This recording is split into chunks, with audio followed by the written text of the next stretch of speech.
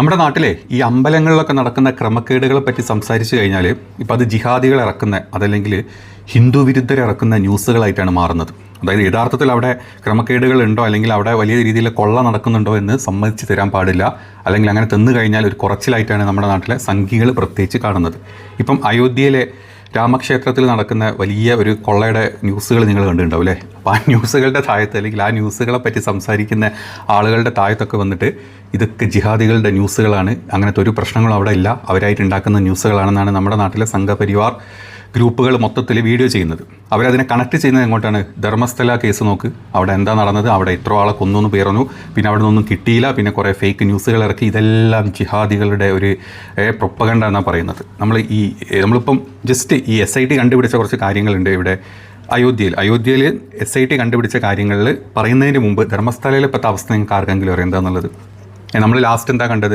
നമ്മുടെ ഈ BJP നേതാക്കളൊക്കെ നമ്മുടെ നാട്ടിൽ പ്രത്യേകിച്ച് മലയാളം TV വന്ന് കുരയ്ക്കുന്നത് കണ്ടില്ലേ? പല ആൾക്കാരുടെ മേലോട്ടും ജിഹാദികളാണ്, മറ്റതാണ്, മറിച്ചതാണെന്ന്. പക്ഷേ യഥാർത്ഥത്തിൽ ഏറ്റവും ലേറ്റസ്റ്റ് അപ്ഡേറ്റ് ഇന്നലെ വന്ന ന്യൂസ്, 19-ാം തീയതി അവിടെ വന്ന ന്യൂസാണ്. അതായത് അവിടെ നിന്ന് ഏകദേശം 17ഓളം ആളുകളുടെ ബോഡി തലയൊട്ടി കിട്ടിയിട്ടുണ്ട്.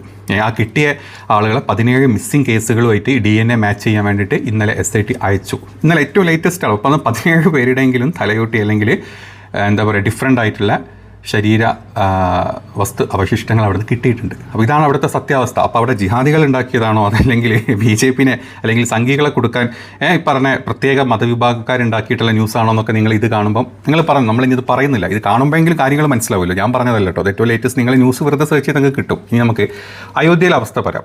ഇത് വെറുതെ പറഞ്ഞു തീർക്കേണ്ട കാര്യമൊന്നുമില്ല. SIT കണ്ടുപിടിച്ച കുറച്ച് കാര്യങ്ങളാണ്. കഴിഞ്ഞ ദിവസം നിങ്ങൾ കണ്ടിരുന്നു, അതായത് യോഗി വന്ന് സംസാരിച്ചത്. യോഗി എന്താ സംസാരിച്ചത്? ഇവിടുത്തെ ഒരു പ്രത്യേക SIT രൂപീകരിച്ചിട്ടുണ്ട്, അതിൽ പാലേതാണ് വെള്ളം ഏതാണെന്ന് ഞങ്ങൾ വേർതിരിച്ചെടുക്കുന്ന രീതിയിലുള്ള അന്വേഷണങ്ങൾ അവിടെ കാഴ്ചവെക്കുന്നൊക്കെ പറഞ്ഞത്. പക്ഷേ FIR ഇതുവരെ ഇട്ടിട്ടില്ല. അത് പലരും ചോദ്യം ചെയ്യുന്നുണ്ട്, എന്തുകൊണ്ട് FIR ഇടാൻ മടിക്കുന്നു? നിങ്ങളും നിങ്ങളുടെ കൂട്ടക്കാരും അല്ലെങ്കിൽ നിങ്ങളുടെ രാഷ്ട്രീയ അനുഭാവികളൊക്കെ തന്നെയാണ് ഇത് ഏറ്റവും കൂടുതൽ ചെയ്യുന്നത് എന്നുള്ളൊരു കാരണം കൊണ്ട് FIR രജിസ്റ്റർ ചെയ്യില്ല എന്നാണ് പറഞ്ഞിട്ടുള്ളത്. പകരം SIT രൂപീകരിച്ചിട്ടുണ്ട്. അപ്പോൾ അവിടെ വലിയ എന്തോ നടന്നിട്ടുണ്ട്. യോഗി പറഞ്ഞത് വ്യക്തമായിരുന്നു, അത് നിങ്ങൾ കേട്ടിരുന്നു. എന്നാലാണ് യോഗി അത് പ്രസ്താവന പറഞ്ഞിട്ടുള്ളത്. ഇതായിരുന്നു ആ പ്രസ്താവന. सभी पक्षों से कहूंगा कि कोई भी ऐसी अनर्गल टिप्पणी और बातें न हो जो राम भक्तों की भावनाओं को आहत करती हो।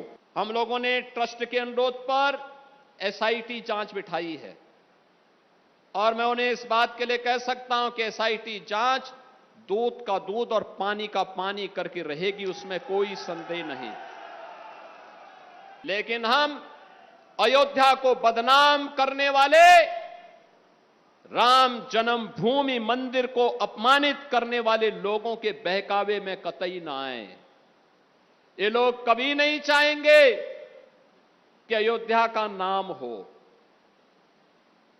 ये कभी नहीं चाहेंगे कि अयोध्या सम्मान। ഓക്കെ, അപ്പം ഇതാണ് സത്യം. അപ്പോൾ ഇനി അവിടെ നടക്കുന്നത് എന്താണ്, ജസ്റ്റ് അവിടെ നടക്കുന്ന കാര്യങ്ങൾ എന്താ, നമ്മൾ അതുപോലെ നമ്മുടെ ചില എന്താ പറയുക നമ്മുടെ നാട്ടിൽ വന്ന മാധ്യമ മീഡിയയിലൊക്കെ വന്നിട്ടുള്ള കുറച്ച് കാര്യങ്ങളെ പറ്റി പറയുന്നത്. കാരണം അത്രയും വലിയ കൊട്ടിഘോഷിച്ച് രാജ്യത്തിൻ്റെ തന്നെ എന്താ പറയുക ഒരു അഭിമാന സ്തംഭമായിട്ട് മാറ്റി അല്ലെങ്കിൽ എന്തോ വലിയൊരു ഐറ്റമാക്കി മാറ്റിയിട്ട് നമ്മളൊക്കെ മുമ്പിലോട്ട് കൊണ്ടുവച്ചിട്ടുള്ള കാര്യമാണല്ലോ ഈ അയോധ്യ രാമക്ഷേത്രം എന്ന് പറഞ്ഞാൽ. BJPയുടെ നിലനിൽപ്പ് തന്നെ അല്ലെങ്കിൽ സംഘികളുടെ നിലനിൽപ്പ് തന്നെ അതിലാണെന്നാണ് അവർ വിശ്വസിക്കുന്നത്. അപ്പോൾ ആ സ്ഥലത്ത് സ്വന്തക്കാർ മാത്രമുള്ള ഈ ഒരു സ്ഥലത്ത് എങ്ങനെ ഇത്രയും വലിയ 2 കോടി എന്ന് ആദ്യം പറഞ്ഞ് 2 മുതൽ 200 കോടി വരെ തട്ടിപ്പാടം നടന്നു എന്നാണ് പറഞ്ഞത്. അതിൻ്റെ SIT കണ്ടുപിടിച്ച കുറച്ച് പ്രധാനപ്പെട്ട കാര്യങ്ങളുണ്ട്, അത് നമ്മൾ ജസ്റ്റ് പറഞ്ഞു പോവാം.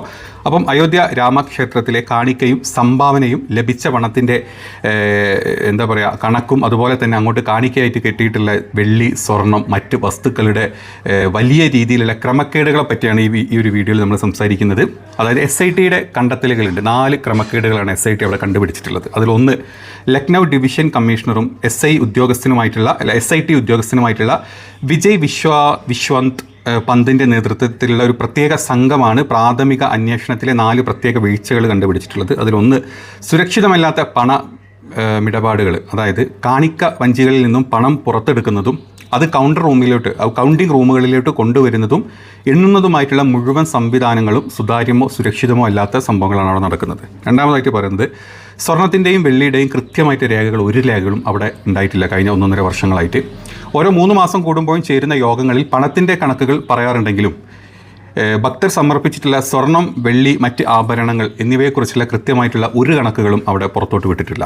പിന്നെ ടെൻഡർ നടപടികളിലെ ക്രമക്കേടുകൾ, അതായത് സെക്യൂരിറ്റി ഗാർഡ്, ജീവനക്കാർ എന്നിവരുടെ നിയമനത്തിൽ, അതുപോലെ തന്നെ ഈ സാധനങ്ങൾ വാങ്ങുന്നതിൽ, അങ്ങോട്ട് വേണ്ട സാധനങ്ങൾ വാങ്ങുന്നതിലെ ടെൻഡറുകളിൽ വലിയ രീതിയിലുള്ള കള്ളപ്പരിപാടികൾ അവിടെ ചെയ്തിട്ടുണ്ട്. പിന്നെ സ്വജനപക്ഷപാതം, അതായത് ട്രസ്റ്റിന് സ്വാധീനമുള്ള അംഗങ്ങൾ ശരിയായി പരിശോധനയോ കാര്യങ്ങളോ ഇല്ലാണ്ട് അവർക്ക് അവരുടെ ശുപാർശ കത്തുകൾ അല്ലെങ്കിൽ അവർക്ക് വേണ്ട ആളുകളെ മാത്രമാണ് ഇതിലെ ക്ഷേത്രത്തിൻ്റെ ജോലിക്കാരായിട്ട് അല്ല വലിയ വലിയ ജോലികളിലേക്ക് ഇവരെ വാഗ്ദാനം ചെയ്ത് കൊണ്ടിരുത്തുന്നത്. ഈ 4 കാര്യങ്ങളാണ് ഇവർ കണ്ടുപിടിച്ചിട്ടുള്ളത്. അതായത് ഈ SITയുടെ 4 കാര്യങ്ങൾ. ഇനി പ്രതികളുടെ പെട്ടെന്നുള്ള ആഡംബര ജീവിതവും സ്വത്തുക്കളുമാണ് പിന്നെ ഇവർ മുന്നോട്ടെടുത്ത് വെച്ചിട്ടുള്ള ഒരു കാര്യം. അതായത് കാണിക്കപ്പണം എണ്ണുന്നതിലും അതിൻ്റെ മേലുള്ള മാനേജ്മെൻറ്റ് ഏർപ്പെടുത്തിയിട്ടുള്ള ചില ജീവനക്കാരുടെ പെട്ടെന്നുണ്ടായിട്ടുള്ള ആഡംബര ജീവിതശൈലിയാണ് ഈ ഒരു അന്വേഷണത്തിന് പ്രധാന കാരണമായിട്ട് പറയുന്നത്. കാരണം അതുകൊണ്ടാണ്, അതായത് അവിടേക്ക് വരുമ്പോൾ 14,000-15,000 രൂപ മാത്രം സാലറി ഉള്ള പല ആൾക്കാരും കഴിഞ്ഞ ഒരു വർഷം കൊണ്ട് വലിയ വലിയ വീടുകൾ വെച്ചു, വലിയ വലിയ ആഡംബര കാറുകൾ വാങ്ങിച്ചു, വലിയ വലിയ ഇൻവെസ്റ്റ്മെൻറ്റുകൾ നടത്തുന്നു. ഈ 15,000 രൂപ മാത്രം സാലറി ഉള്ള ആളുകൾക്ക് എങ്ങനെ ഇത് പറ്റുന്നു? അതായിരുന്നു ആദ്യത്തെ അവിടെ ചോദ്യം അതായത് ചോദ്യമായിട്ട് ഉയർന്നിരുന്നത്. BJPയുടെ ചില സംഘി നേതാക്കൾ തന്നെയാണ് ചിന്തിച്ചത്. അതായത് അവർക്ക് കിട്ടാത്തത് എന്ത് മറ്റുള്ളവർക്ക് കിട്ടുന്നുള്ള ചിന്തയാണ് അവരെ കൊണ്ട് ഈ ഒരു ചോദിപ്പിക്കാനുള്ള ഒരു മെയിൻ റീസൺ. അപ്പം അതിൽ രാംശങ്കർ യാദവ് എന്ന ടിനു, അവിടുത്തെ ഒരു ജോലിക്കാരൻ, ചമ്പത് റായിയുടെ അടുത്ത അനുയായിയാണ് ഇയാൾ. അതുമാത്രമല്ല സുരക്ഷാ മാനേജ്മെൻറ്റിൽ പ്രധാനിയായിരുന്നു. ഇയാളുടെ വീട്ടിൽ നിന്ന് സ്വർണം കണ്ടെത്തുകയും അയോധ്യ എയർപോർട്ടിന് സമീപം ഇയാൾക്ക് 70 റൂമുകളുള്ള വലിയൊരു ഹോട്ടൽ വരെ ഉണ്ടെന്നുള്ള വാർത്തകളാണ് വന്നിട്ടുള്ളത്. രണ്ടാമത് മനീഷ് യാദവ്, പിന്നെ പറഞ്ഞൊരാൾ, ഈ ടിനുവിൻ്റെ അനന്തരവനാണ്, അതായത് നേരത്തെ പറഞ്ഞ ആളുടെ അനന്തരവനാണ്. ഇയാൾക്ക് ശുപാർശയുടെ പുറത്താണ് അവിടെ ജോലി ലഭിച്ചിട്ടുണ്ടായിരുന്നത്. അതുപോലെ തന്നെ KT തിവാരി എന്ന് പറഞ്ഞിട്ടാളുണ്ട്. ഭക്തൽ നൽകുന്ന സ്വർണം, വെള്ളി തുടങ്ങിയ വിലപിടിപ്പുള്ള വസ്തുക്കളുടെ ചുമതലക്കാരനാണ് ഈ തിവാരി.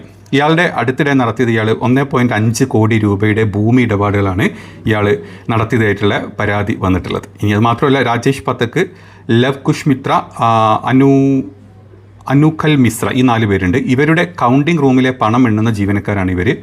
മുൻപ് കാർ മെക്കാനിക്കായിരുന്ന ഇവർ വീട്ടിൽ നിന്നും 11 ലക്ഷം രൂപയുടെ ക്യാഷാണ് കണ്ടെടുത്തത്. കൂടാതെ ഇവരുടെ കുടുംബങ്ങളുടെ പേരിലുള്ള പല സ്വത്തുക്കളും, ഫാം ഹൗസ്, വീടുകൾ എന്നിവ ഒക്കെ ഈ അന്വേഷണത്തിൻ്റെ ഭാഗമായിട്ട് ഇപ്പോൾ മുന്നോട്ട് വന്നിട്ടുണ്ട്. SITയുടെ അന്വേഷണത്തിൻ്റെ ഭാഗമായിട്ട് വന്നിട്ടുണ്ട്. പിന്നെ രാമക്ഷേത്രത്തിലെ നിലവിലെ പണമെണ്ണൽ സംവിധാനത്തിനെ പറ്റിയാണ് ഏറ്റവും കൂടുതൽ ചോദ്യം അല്ലെങ്കിൽ SIT സംശയം ഉണ്ടാക്കുന്നത്.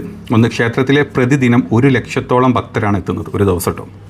സാധാരണ ദിവസങ്ങളിൽ പ്രതിദിന കാണിക്ക 8 ലക്ഷം മുതൽ 10 ലക്ഷം രൂപയാണ് പ്രതിദിനം ഒരു ദിവസം കാണിക്കയായിട്ട് അവിടേക്ക് വരുന്നത്. എന്നാൽ വിശേഷ ദിവസങ്ങളിൽ ഇത് 50 ലക്ഷം മുതൽ 60 ലക്ഷം രൂപ വരെ ഇവിടെ വരുന്നുണ്ട്.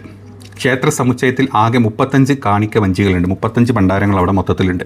ഇവ തുറക്കാൻ കുറഞ്ഞത് 4 പേരുടെ സാന്നിധ്യം നിർബന്ധമാണ്. 4 പേരെങ്കിലും ഉണ്ടെങ്കിൽ അതിൽ ഓരോന്നും തുറക്കാൻ പറ്റുള്ളൂ. അതിനുശേഷം CCTV നിരീക്ഷണത്തിൽ ഇത് ഹൈടെക് കൗണ്ടിംഗ് റൂമിൽ കൊണ്ടുവരണം. എന്നിട്ട് എണ്ണിയ പണം സ്റ്റേറ്റ് ബാങ്ക് ഓഫ് ഇന്ത്യയുടെ SBIയുടെ പ്രത്യേക അക്കൗണ്ടിലാണ് ഇത് നിക്ഷേപിക്കുന്നത്. ഈ അക്കൗണ്ടിൽ നിന്ന് ചെക്കുകൾ ഉപയോഗിക്കാൻ കഴിയില്ല. അതായത് ഈ അക്കൗണ്ടിൽ ചെക്ക് കൊടുത്തിട്ട് പൈസ വാങ്ങുന്ന പരിപാടിയില്ല. ഡിജിറ്റൽ പേയ്മെൻറ്റുകൾ മാത്രമേ ഇതിലൂടെ സാധ്യമാകുകയുള്ളൂ. എന്നിരുന്നാലും താൽക്കാലിക ജീവനക്കാരെ നിയമിക്കുന്നതിലെ സുതാര്യക്കുറവാണ് ഈ ക്രമക്കേടുകൾക്ക് വഴിമാറ്റിയിട്ടുള്ളത്. അപ്പം ഇത്രയും സംഭവങ്ങളാണ് അവിടെ ഈ പണമിടപാടുകൾ നടക്കുന്നത്. പക്ഷേ ഇതിലെ താൽക്കാലിക ജീവനക്കാർ ഇവർക്ക് തോന്നിയ പോലെ വെച്ചതുകൊണ്ടാണ് ഇത്രയും പണത്തിൻ്റെ അക്യുറസി ഇല്ലാണ്ട് പല തോതിൽ ഈ പണം ചെയ്യപ്പെട്ടത് എന്നാണ് SITയുടെ ഒരു കണ്ടുപിടുത്തൽ. ഇനി ഇതിൻ്റെ പരിഹാരക്രമങ്ങളായിട്ട് പറയുന്നത് ഇതൊരു കോർപ്പറേറ്റ് പോലെ ഒരു ജില്ല പോലെ ആക്കി മാറ്റണം. എന്നിട്ട് അതിൻ്റെ തലപ്പത്തൊരു CEOനെ നിർത്തണമെന്നാണ് പറയുന്നത്. അതായത് 71 ഏക്കറിലാണ് ഈ സ്ഥലം പരന്ന് കിടക്കുന്നത്. ഈ 71 ഏക്കർ സ്ഥലം പരന്ന് കിടക്കുമ്പോൾ ഒരു സാധാരണ ക്ഷേത്രത്തിലേതുപോലത്തെ പരിപാടികളൊക്കെ മാറ്റി വെച്ചിട്ട് ഒരു ജില്ലനെ പോലത്തെ ഒരു അഡ്മിനിസ്ട്രേറ്റീവ് ഗ്രൂപ്പ് വേണം എന്നാണ് അവിടുത്തെ നിപേന്ദ്ര മിശ്ര പറയുന്നത്. അവിടുത്തെ ഒരു ക്ഷേത്ര സമിതി തലവനായിട്ടുള്ള ആളാണ് അതായത് ഈ ഒരു അന്വേഷണത്തിൻ്റെ സമിതി തലവനായിട്ടുള്ള ആൾ പറയുന്നത്. ഇനി ഇതിനൊരു പരിഹാരമായിട്ട് തിരുപ്പതി ക്ഷേത്രത്തിൻ്റെ മാതൃക വേണമെങ്കിൽ എടുക്കാം. അതല്ലെങ്കിൽ രാമക്ഷേത്രത്തിൻ്റെ സാമ്പത്തികവും ഭരണപരവുമായിട്ടുള്ള കാര്യങ്ങൾ പൂർണ്ണ സുതാര്യതയോടെ കൈകാര്യം ചെയ്യാൻ 24 മണിക്കൂറും പ്രവർത്തിക്കുന്ന ഒരു ഫുൾ ടൈം ചീഫ് എക്സിക്യൂട്ടീവ്, അതായത് CEO അവിടെ ഉണ്ടാവണം എന്നാണ് ഇവർ ഇതിനൊരു പരിഹാര മാർഗമായിട്ട് പറയുന്നത്. ഇനി രാഷ്ട്രീയപരമായിട്ട് പല പ്രതികരണങ്ങൾ ഇതിൽ വരുന്നുണ്ട് ഈ പ്രശ്നങ്ങളിൽ. ഇപ്പോൾ ഇങ്ങനെ ഇത്രയും എടുത്തിരിക്കുന്നത് ഇനി ആരെ എത്രയൊക്കെ മുക്കി എങ്ങനെയൊക്കെ മുക്കി ആരുടെയൊക്കെ കയ്യിലോട്ട് പണം പോയി എന്നുള്ളൊക്കെ ഡീറ്റെയിൽസ് ഇനി പുറത്തോട്ട് വരണം. അപ്പം ഇന്ന് ഈ വിവാദം വരുന്നവരുടെ പ്രസ്താവനയുടെ, അതായത് ട്രസ്റ്റിൻ്റെ അഭ്യർത്ഥനയുടെ പ്രകാരം പ്രമാണിച്ചിട്ടാണ് SIT അന്വേഷണങ്ങളായിട്ട് ട്രസ്റ്റാണ് പറഞ്ഞത് ഇത് അന്വേഷണം വേണം. കാരണം അവിടുത്തെ പൂജാരി തന്നെ പറയുന്നുണ്ട് ഒരു ഐഡിയ ഇല്ല, ഇവിടെ ആരൊക്കെ വന്ന് എന്തൊക്കെ ചെയ്ത് പോകുന്നുള്ള പ്രസ്താവനകളൊക്കെ വന്നിട്ടുണ്ടായിരുന്നു. പിന്നെ BJPയുടെ തന്നെ മുൻ മന്ത്രി ബ്രിജ്ഭൂഷണെ പോലത്തെ ആൾക്കാർ വന്ന് സംസാരിച്ചിരുന്നു. ഞാനൊന്നും പറയുന്നില്ല, പറഞ്ഞു കഴിഞ്ഞാൽ അത് വലിയ വലിയ ആൾക്കാരാണ് ഇതിൻ്റെ പിന്നിലുള്ളത്, എൻ്റെ തല പോവും അല്ലെങ്കിൽ ജീവൻ വരെ പോവും എന്ന് ബ്രിജ്ഭൂഷണെ പോലത്തെ ആൾക്കാർ തന്നെ വന്ന് കഴിഞ്ഞ ദിവസം പറഞ്ഞിട്ടുണ്ട്. അതായത് യോഗി ഇന്നലെ പറയുന്നതാണ് പാലും വെള്ളവും മായിട്ട് ഞങ്ങളിത് അത്രയും സത്യസന്ധമായിട്ട് ഞങ്ങളിതിനെ വേർതിരിച്ചെടുക്കും, പുറത്തു കൊണ്ടുവരുന്നൊക്കെ ഉത്തർപ്രദേശ് മുഖ്യമന്ത്രി യോഗി ആദിത്യനാഥ് പറഞ്ഞിട്ടുണ്ട്. അതേസമയം തന്നെ RSS മുതിർന്ന ഭാരവാഹികളുടെ പേര്, ചമ്പത് റായെ പോലുള്ള ആളുകളുടെ പേര് ഈ വിവാദത്തിലേക്ക് വലിച്ചയക്കപ്പെട്ടത് സംഘടനകൾക്കുള്ളിൽ വലിയ ആശങ്കയും ചർച്ചയ്ക്കും കാരണമായിട്ടുണ്ട്. കാരണം RSSന്റെ ഏറ്റവും വലിയ ആളാണ് ചമ്പത് റായ് പോലത്തെ ആൾ. അപ്പോൾ അവരുടെ പേരിൽ അവരൊക്കെയാണ് ഇതിൻ്റെ പിന്നിലുള്ളത് എന്നുള്ള രീതിയിലുള്ള വാർത്തകളാണ് പുറത്തോട്ട് വരുന്നത്. അതുകൊണ്ട് തന്നെ പരസ്പരമുള്ള ഉള്ളിൽ കൂട്ടത്തൽ ഇതിൻ്റെ ഉള്ളിൽ നടക്കുന്നുണ്ട്. പിന്നെ ഈ സമയം എങ്ങനെയാണ്? പൈസ വേണം, MLA-മാരെ വാങ്ങിക്കണം, MP-മാരെ വാങ്ങിക്കണം, എന്തൊക്കെ പരിപാടികൾ നടക്കുന്നുണ്ടല്ലേ? പൈസ വേണ്ടേ? അത് എവിടെ നിന്നാണെങ്കിലും ഒക്കെ എവിടെന്നെങ്കിലുമൊക്കെ പൈസ ഒപ്പിച്ചെടുത്തല്ലേ പറ്റുള്ളൂ. അതിപ്പം എന്താ പറയുക, ഇലക്ട്രൽ ബോണ്ടാണ് കിട്ടിയതും അത് പുറമെ ഇങ്ങനത്തെ പല പരിപാടികളിൽ പൈസ വന്നാലേ പല കാര്യങ്ങളും നടക്കുകയുള്ളൂ. അപ്പോൾ അതുകൊണ്ടൊക്കെ തന്നെ ഇവന്മാരുടെ ഉള്ളിൽ നടക്കുന്ന കാര്യങ്ങൾ ഇതൊക്കെ തന്നെയാണ്. ഇതിനെപ്പറ്റി സംസാരിച്ച് കഴിഞ്ഞാൽ ജിഹാദിയാവും അതല്ലെങ്കിൽ രാജ്യദ്രോഹിയാവും എന്ന് പറയാൻ പറ്റില്ല. ആ അവസ്ഥയാണ് നമ്മുടെ നാട്ടിലിപ്പോൾ ഉള്ളത്. അപ്പം ഇതിനെ ഈ ധർമ്മസ്ഥല കേസുമായിട്ട് കമ്പയർ ചെയ്തിട്ട് ധർമ്മസ്ഥലയിൽ ഒന്നും നടന്നിട്ടില്ല, അത് തന്നെയാണ് രാമക്ഷേത്രത്തിൽ നടക്കുന്നത്. ഇത് ജിഹാദികളുടെ പടപ്പാന്ന് പറഞ്ഞു കഴിഞ്ഞാൽ ധർമ്മസ്ഥലയിൽ നടന്നതാണ്. 17 പേരുടെ DNA മാച്ചിങ്ങിന് ഇപ്പോൾ അയച്ചിട്ടുണ്ട് SIT, ഇന്നലെ അയച്ചിട്ടുണ്ട്. കാരണം അത്രയും അവിടെ നിന്ന് ബോഡി അവശിഷ്ടങ്ങൾ കിട്ടി. ഇത് നമ്മൾ ആരും അറിഞ്ഞിട്ടില്ല. കിട്ടുന്നതിന് മുമ്പ് കിട്ടും തന്നെ ഒന്നും കിട്ടിയില്ല, ഒക്കെ കളവാന്ന് പറഞ്ഞു. അവസാനം കിട്ടിയപ്പോൾ പിന്നെ ആ വാർത്തകൾ ആരും പുറത്തോട്ട് വിടുന്നുമില്ല. അപ്പോൾ കിട്ടിയതിൻ്റെ DNA ടെസ്റ്റുകൾ വരാനുണ്ട്. ആ DNA ടെസ്റ്റുകളുടെ അയച്ചതിൽ നമ്മുടെ മലയാളികളെ കാണാതായ ഡീറ്റെയിൽസ് ഉണ്ട്, ആന്ധ്രയിൽ നിന്ന് കാണാതായ ആൾക്കാർ, തമിഴ്നാട്ടിൽ നിന്ന് കാണാതായ ആൾക്കാർ, അതുപോലെ തന്നെ കർണാടകയിൽ നിന്ന് കാണാതായ ആൾക്കാരുടെ DNA ടെസ്റ്റുമായിട്ട് മാച്ച് ചെയ്യാനാണ് ഇപ്പോൾ ഈ 17 ബോഡി പാർട്സ് വിട്ടിട്ടുള്ളത്. അപ്പോൾ അതവിടെ അങ്ങനെ നടക്കുന്നുണ്ട്, ഇതിവിടെ അങ്ങനെ നടക്കുന്നുണ്ട്. ഇനി ഇത് കാണുന്നവർ പറ, ഇവിടെ ജിഹാദി ന്യൂസ് വേണോ അതെങ്കിൽ ഇത് യഥാർത്ഥ ന്യൂസുകളാണോ എന്നൊക്കെ ഉള്ളത്. വിവരം ബോധം, ഞാൻ സംഖ്യകളോട് വിളിച്ചിട്ടില്ല പറഞ്ഞിട്ടില്ല കേട്ടോ, ഞാൻ ബോധം വിവരമുള്ള മറ്റുള്ള ആൾക്കാർ ഇതിനുള്ള മറുപടി പറയട്ടെ. ശരി.